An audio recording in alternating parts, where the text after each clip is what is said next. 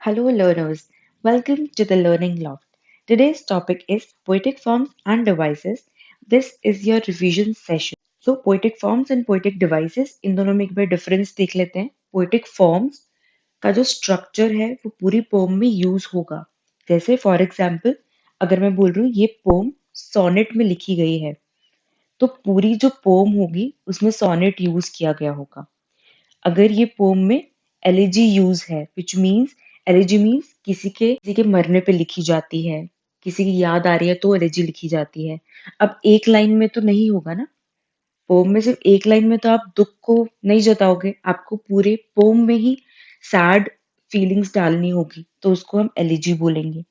Dramatic monologue होगा. Robert browning my last touches आप already read कर चुके हैं और अभी तक भी नहीं किया, that's all right. Next video आएगी, that is that will be on the summary of all the chapters. तब हम इसको रीड करेंगे. बट अभी हम इसका जस्ट देखते हैं, एक शॉर्ट वर्जन देखते हैं कि होते क्या है poetic forms and poetic devices. तो पोएटिक फॉर्म्स का जो स्ट्रक्चर है वो पूरे पोम में यूज होगा.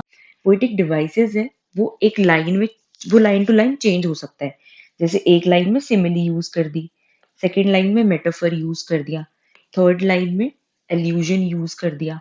ये सब हम आगे पढ़ने वाले. Don't worry. So these are your poetic forms. ये सिर्फ पोएटिक फॉर्म्स है आपकी. ठीक है, पोएटिक डिवाइसेस अभी हम आगे करेंगे. First is your sonnet. Sonnet has 14 lines. ठीक है, ये कौन से वर्ड से आया है? सोनेटो से. सोनेटो से आया है और 14 लाइंस होती हैं. इसमें राइमिंग स्कीम होता है. राइमिंग स्कीम में जब सुनने में अच्छा लगता है और सिमिलर वर्ड्स यूज हो रहे होते हैं. Developed in Italy. ये आया कहाँ से है ये वाला फॉर्म? ये इटली से आया है. इसके दो टाइप्स हैं, पेट्रांकन सोनेट एंड शेक्सपियरियन सोनेट. अब ये दोनों किसी के नाम है. जैसे ऐसा होता है ना कि कोई चीज बनाता है तो उसी के नाम पे ही पड़ जाती है वो चीज. शेक्सपियरियन सोनेट को हम इंग्लिश सोनेट भी बोलते हैं. पेट्रांकन सोनेट में दो पार्ट्स होते हैं, ऑक्टेव एंड सेस्टेव. ऑक्टेव क्या होता है? Set of 8 lines. Sestet is 6 lines. 8 plus 6 14. ठीक है. अच्छा, शेक्सपियरियन सोनेट में क्या होता है? 3 quatrain plus 1 couplet. Couplet 2 lines का होता है. क्वार्ट्रेन्स इज 4 लाइन और इसके 3 स्टेंजाज होते हैं. जैसे 1 2 3 4, देन गैप है 1 2 3 4, फिर गैप है 1 2 3 4 और दो कपलेट 1 2. ऐसे होगा. ठीक है, ऐसे होंगी इसकी 14 लाइन्स. आप काउंट कर सकते हैं. 3 स्टेंजाज 4 लाइन्स के, दैट इज 12. 12 प्लस 2, कपलेट आपका 2 लाइन्स का, that is equal to 14 lines. अच्छा, इसकी राइमिंग स्कीम क्या होती है? अगर नहीं पता कि राइमिंग स्कीम कैसे निकालते हैं तो दैट्स ऑल राइट. अभी सिर्फ याद करने का टाइम है. अब चला गया समझने का टाइम आपका. This is your revision class. अब आपको याद करनी है चीजें. A B, C D, E F G G. ये किसकी है? शेक्सपियरियन सोनेट की. देन पेट्रांकन सोनेट की क्या है? A B B A, C D C. या इसके जगह पे आप ये भी लिख सकते हो सी डी, जो आपको याद हो रहा है. Octave plus sestet is equal to sonnet, 14 liner poem. अच्छा, इसको हम लिखते हैं इयाम्बिक पेंटामीटर में. अब डीप में जाने की जरूरत नहीं है, सिर्फ इतना याद रखो, सोनेट को हम इयाम्बिक पेंटामीटर में लिखते हैं. Is your lyric. लिरिक बहुत शॉर्ट पोम है. अब शॉर्ट डजंट मीन कि 14 से भी कम लाइन्स है. लिरिक को किससे कंपेयर किया जा रहा है? ओड से. ओड में क्या होता है कि बहुत सारी लाइन्स होती है, 100 प्लस लाइन्स की होती है, इतना लॉन्ग होता है वो. अब वो बोल रहे हैं लिरिक तो शॉर्ट है. ओड से तो शॉर्ट ही है लिरिक. इसमें 50 से ज्यादा लाइन्स नहीं होती. इसमें एक्सप्रेस करते हैं अपनी फीलिंग, कि हम क्या फील कर रहे हैं. अपने थॉट्स को एक्सप्रेस करते हैं कि हमारे दिमाग के अंदर क्या चल रहा है और हम क्या फील करते हैं इस चीज के बारे में या इस सिचुएशन के बारे में. इसमें पर्सनल टच दिया जाता है, पर्सनल फीलिंग्स इन्वॉल्व होती हैं. सब्जेक्टिविटी होती है. सब्जेक्टिविटी इज थोड़ा सा लॉन्ग फॉर्मेट में दिया होता है, फर्स्ट पर्सन में होता है. जैसे अगर मैं पोएम लिख रही हूँ तो मैं अपने पर्सपेक्टिव से, अपने नजरिए से कैसे उस चीज को देख रही हूँ वो लिखूंगी. Next is your ode. Ode हमेशा सीरियस मैटर्स पे लिखा जाता है. ये थोड़ी लॉन्ग लिरिकल पोम है. एलैबोरेटेड स्टैंजा स्ट्रक्चर होता है. बहुत ही लॉन्ग स्टैंजाज होते हैं इसके. जैसे हमने सोनेट देखा था कि उसमें 4 लाइन्स है. ठीक है. अगर पेट्रांकन में है तो 8+6 है, बट यहाँ वो बोल रहे हैं कि बहुत ही पता नहीं चलता कब स्टैंजा शुरू हो रहा है, 2-3 पेज बाद खत्म होता है स्टैंजा। ठीक है, स्टैंजा चलता ही जा रहा है। एलिवेटेड स्टाइल है। एलिवेटेड स्टाइल मीन्स एक बहुत ही फॉर्मल और grand way of expressing ideas है। जैसे आप वॉर को देख रहे हो तो ऑफ कोर्स वहां पे ब्लडशेड हो रहा है, तो आप उसको एज इट इज एक्सप्लेन कर देते हो बहुत ही ग्रैंड स्टाइल में। सब्जेक्ट मैटर बहुत सीरियस होता है, जैसे वॉर के बारे में मैंने आपको बताया अभी। लॉफ्टी सेंटिमेंट्स एंड थॉट, कई बार आप अपने थॉट्स भी इसमें एक्सप्रेस करते हो, बट ये थोड़े सीरियस रहते हैं। जैसे ये पब्लिक भी हो सकता है, प्राइवेट भी। Next is your elegy. Elegy is reflexive lyrical poem. Reflexive is, इसमें पता चलता है कि आपके अंदर क्या चल रहा है। ठीक है, आप रिफ्लेक्ट कर पा रहे हो चीजों को। लेमेंटेशन, रोते हो आप इसमें अपनी पोम में, आप बहुत ज्यादा सैड एलिमेंट्स डालते हो। Morning, morning is sadness. ठीक है, सैड, जब आप बहुत दुखी होते हो। किस बात पे दुखी होते हो? ह्यूमन मोर्टालिटी पे। मोर्टालिटी क्या होता है? ह्यूमन बींग्स ऑफ कोर्स दुनिया में आए हैं तो उनको जाना भी है, तो जब वो मर जाते हैं, चाहे वो पब्लिक पर्सनेज हो, चाहे वो फ्रेंड हो, चाहे वो लव्ड वंस हो, कोई भी आपकी आंखों के आगे चला गया है, उसकी डेथ हो गई है, तो आप बहुत सैड हो गए। अब वो सैडनेस आपको अपनी पोम में लिखनी है, that is elegy. Next is the dramatic monologue. इसमें ड्रामा के एलिमेंट्स क्रिएट होते हैं बहुत ज्यादा। लिरिकल पोएम है, थोड़ी सी राइमिंग्स आती है उसके अंदर। एक सिंगल स्पीकर होगा। रॉबर्ट ब्राउनिंग की माई लास्ट टचेस, ये इसका एग्जाम्पल है। प्लीज जितने भी पोएटिक फॉर्म्स कर रहे हैं इसका तो एक दो एग्जाम्पल्स भी लिख देना। जो आपका स्पीकर है वो पूरी स्टोरी बनाएगा, और वहां पे जो 2-3 लोग बैठे होंगे वो सुन रहे होंगे। The speaker reveals his temperament and character of the reader, और धीरे धीरे अनफोल्ड करेगा वो स्टोरी को कि क्या हुआ था, और वो धीरे धीरे बताएगा कि उसके टेम्परामेंट के बारे में, कि वो कैसा इंसान है, उसकी पर्सनालिटी के बारे में वो खुद बताएगा थ्रू द स्टोरी। बात करते हैं तो उसमें 3 चीजें होती हैं, that is formal verse, blank verse and free verse. हमारे सिलेबस में फ्री वर्स है। फॉर्मल वर्स क्या होता है? जिसमें strict rules and regulation follow होते हैं, स्ट्रिक्ट मीटर फॉलो होता है, स्ट्रिक्ट राइमिंग स्कीम फॉलो होती है। अब ब्लैंक वर्स क्या है? ब्लैंक वर्स में स्ट्रिक्ट मीटर तो यूज होता है लेकिन राइमिंग स्कीम यूज नहीं होती। फ्री वर्स में क्या होता है? ना ही स्ट्रिक्ट मीटर यूज होता है, ना ही स्ट्रिक्ट राइमिंग स्कीम यूज होती है। अब यहाँ पे मीटर क्या होता है, राइमिंग स्कीम क्या होती है? This is not the time when you have to invest time in all this. ठीक है, प्लीज याद करो इन चीजों को। जितनी बार इस वीडियो को सुनोगे उतनी बार चीजें याद हो जाएंगी। फ्री वर्ड्स क्या होता है? ओपन फॉर्म ऑफ पोइट्री, मतलब कैसे भी लिख लो इसको। जैसे सोनेट में 14 लाइंस लिखनी है, पेट्रांगन फॉलो कर रहे हो या शेक्सपियरियन फॉलो कर रहे हो, उसके भी अपने रूल्स है। लिरिक है तो 50 से कम होनी चाहिए, ओड है तो 50 से ऊपर होनी चाहिए, सीरियस मैटर होना चाहिए। फ्री वर्ड्स में बोल रहे हैं आप कुछ भी लिखो, कितनी भी लाइंस लिखो, कौन सा भी मीटर लिखो, राइम में लिखो, नॉन राइम में लिखो, मर्जी है आपकी। कोई रूल फॉलो नहीं हो रहा। No particular metre, no line length, follows rhythm of natural speech. Natural speech means जैसे अभी मैं बोल रही हूँ, अगर मैं वो लिख देती हूँ तो that will be a free verse.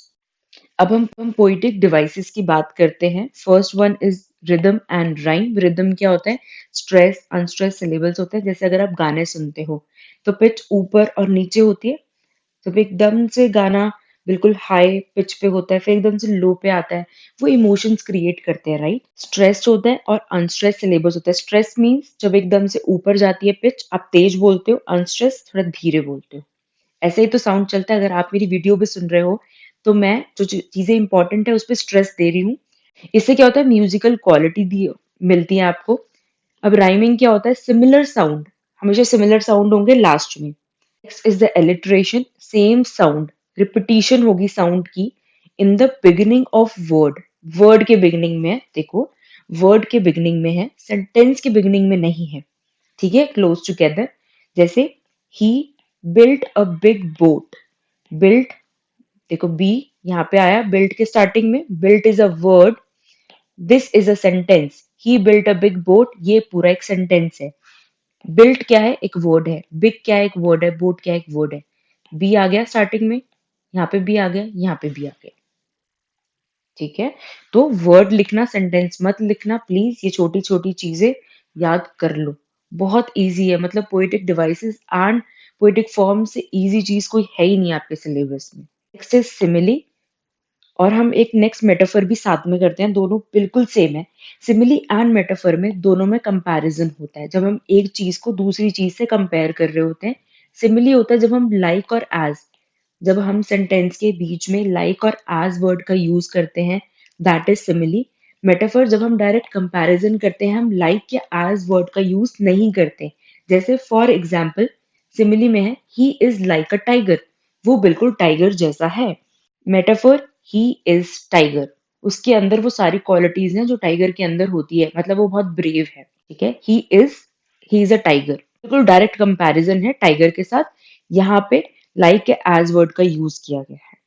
Next is your personification. Personification में क्या है, human qualities are given to inanimate और नॉन लिविंग ऑब्जेक्ट्स। जो ह्यूमन क्वालिटीज हैं वो दे दी जाएंगी जो नॉन ह्यूमन है उनको। जैसे for example sun is knocking, sun is knocking at the door. Sun कैसे नॉक कर सकता है डोर को, है ना? सन तो नहीं नॉक कर सकता, बट एक ह्यूमन नॉक कर सकता है। आप नॉक कर सकते हो। अब आपकी क्वालिटीज उठा के सन को दे दी। नाउ सन इज पर्सोनिफाइड, सन में पर्सोनिफिकेशन यूज किया गया है। नेक्स्ट इज योर हाइपरबोल और हाइपरबले। इसका मतलब होता है अतिशोक्ति, जो आप हिंदी में पढ़ते हो, मतलब एग्जैजुरेशन। अब इस वर्ड की स्पेलिंग को प्लीज याद रख लो अच्छे से। एक वर्ड भी लिखा होगा ना, आपको 1 मार्क्स तो ऐसे ही मिल जाएंगे। जैसे मैं एग्जांपल देती हूँ, आई एम सो हंग्री, मुझे इतनी भूख लग रही है कि मैं एक घोड़ा खा सकता हूँ। ठीक है, ऐसे बढ़ा चढ़ाकर कोई घोड़ा खा सकता है क्या? ठीक है, तो बढ़ा चढ़ाकर कोई चीज बोलना, दैट इज हाइपर बोल और hyperbole. Okay, next is allusion. Allusion is जब आप अपने टेक्स्ट में या पोम में किसी और वर्क का, किसी और इंसान का, किसी और जगह का, किसी और सिचुएशन का रेफरेंस देते हो। जैसे आप एक लव स्टोरी लिख रहे हो और आप उसमें लिख रहे हो कि ये जो कैरेक्टर्स हैं जो आपने इंट्रोड्यूस किए हैं अपनी स्टोरी में, ये तो बिल्कुल रोमियो एंड जूलियट जैसे हैं। अब मुझे नहीं पता रोमियो एंड जूलियट की स्टोरी, बट आपने लिख दिया है तो मैं समझ गई कि रोमियो एंड जूलियट भी लव के लिए ही फेमस थे, है ना? या आपने बोल दिया है कि ये कहानी बिल्कुल अ, ये जोड़ी बिल्कुल राम एंड सीता की जैसी है, तो मैं समझ गई राम एंड सीता भी इतने ही, उनका भी इतना प्योर लव था जैसे स्टोरी में दिखाया गया है। मैं रेफरेंस समझ गई, बट मुझे शायद हो सकता है स्टोरी ना पता। जैसे कश्मीर को बोलते थे हेवन ऑफ इंडिया। अब मुझे हेवन हेल की स्टोरी नहीं पता, बट मुझे इतना पता है कि अगर कश्मीर इतना सुंदर है, विच मीन्स हेवन भी उतना ही सुंदर होगा। ठीक है, तो किसी भी आइडिया से, किसी भी event, place, person, historical event का रेफरेंस दे देते हो आप किसी पोम में या टेक्स्ट में, that is allusion. Next is irony. Irony means बोलो कुछ, मतलब कुछ और होगा। Actual meaning of the word is opposite of what is stated. जो भी बोला गया है उससे जो एक्चुअल रियल मीनिंग होगा वो बिल्कुल ऑपोजिट होगा। ह्यूमर होगा, बहुत ही मजाकिया वे में ये चीज बोली जाएगी, मतलब मजाक यूज किया जाएगा। हम एक्सपेक्ट नहीं करेंगे उस मजाक को, लेकिन वो अचानक हो जाएगा। जैसे fire station is burning down. Fire station कैसे बर्न डाउन हो सकता है? वहां पे तो फायर ब्रिगेड्स होती हैं जो आग को बुझाने का काम करती है, और उसी जगह पे आग लग जाए, ये तो आयरॉनिकल सिचुएशन नहीं हो गई? Next is imagery. Imagery is जब भी मैं कुछ बोल रही हूँ, उन पहाड़ों की तो बातें अलग हैं, उनकी वादियाँ, और कुछ ना कुछ अगर मैं आपको बोलूंगी तो आप भी आपके दिमाग के अंदर मेंटल इमेजेस आ जाएंगी, माउंटेन्स की, या मैं बीचेस की बात कर रही हूँ, कितना क्रिस्टल क्लियर वाटर है। आप एकदम से वाटर के बारे में सोचने लग जाओगे if you have been to the beach. ठीक है, आपकी मेंटल इमेजेस क्रिएट होंगी कैसे? सेंसेस से। अपीलिंग, आपको सेंसेस को अपील करेंगी। जैसे विजुअल देखकर हो सकता है, ऑडिटरी हियर सुनकर, all factory is smell, tactile is touch, और भी बहुत सारे होते हैं एक्सेट्रा। जैसे कैनेस्थेटिक भी होता है जिसमें आप बॉडी मूवमेंट से कर सकते हो। The boy is running down the street. अब मैं जब ये बोल रही हूँ तो आपके दिमाग में आ जाएगा कि हाँ, एक लड़का भाग रहा है। ठीक है, डाउन द स्ट्रीट, गली के बिल्कुल नीचे तक जा रहा है वो। डिस्क्रिप्शन, इसमें डिस्क्राइब करते हैं, कोई भी सीन ले लेंगे उसको डिस्क्राइब करने लग जाएंगे, और सामने वाला पर्सन उस स्टोरी को फॉलो करेगा, उसकी मेंटल इमेजेस बनती जाएंगी, दैट इज इमेजरी। ठीक है, इमेजिन से आया ये word imagery. That's it about the poetic forms end devices. अगर कोई भी चीज समझ नहीं आई है प्लीज कमेंट करना, हम नेक्स्ट वीडियो में उसको कवर करेंगे आपके आई गेस 5 वीडियोस आएंगी, that will be a quick revision session. बस अगर इन 5 वीडियोस को भी देख जाते हो, that's enough for your exam. इससे ज्यादा कुछ नहीं आने वाला। मैं सिर्फ ट्रांसक्रिप्शन नहीं करवाऊंगी, बाकी I will try to do everything. Thank you so much for watching today's video. Please like, share, and subscribe. Thank you.